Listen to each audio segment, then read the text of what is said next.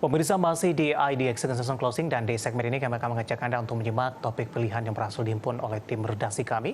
Kali ini berkaitan dengan nilai tukar rupiah terhadap dolar Amerika Serikat yang juga menyita perhatian dari investor di beberapa perdagangan terakhir. Di mana Bank Indonesia menilai tren pelemahan rupiah dalam 4 hari beruntun terjadi akibat pelaku pasar yang masih meyakini The Fed masih akan hawkish serta realisasi data perekonomian jumlah negara yang berada di bawah ekspektasi.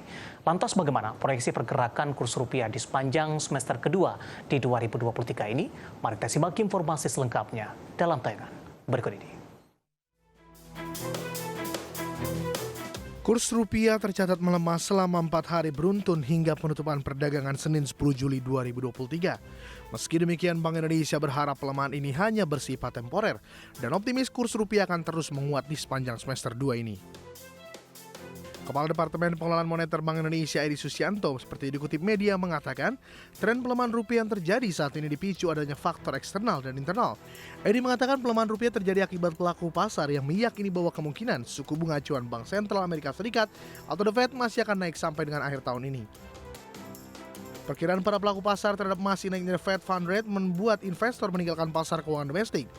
Edi menambahkan faktor lainnya yang menjatuhkan rupiah, yakni perkembangan perekonomian baik di wilayah Uni Eropa maupun di China, dengan realisasi di bawah ekspektasi pasar.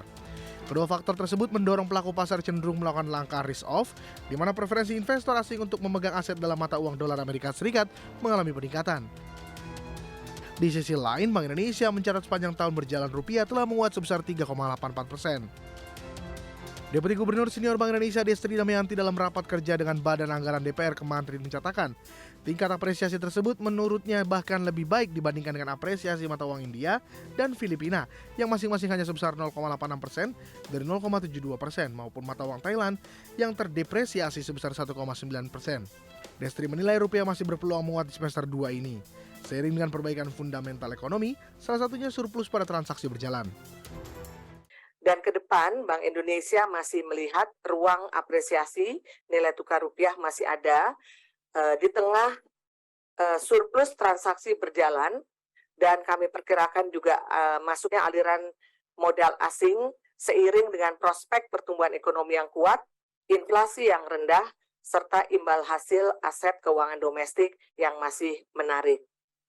Dan Bank Indonesia terus memfokuskan dan memperkuat kebijakan stabilitas nilai tukar rupiah.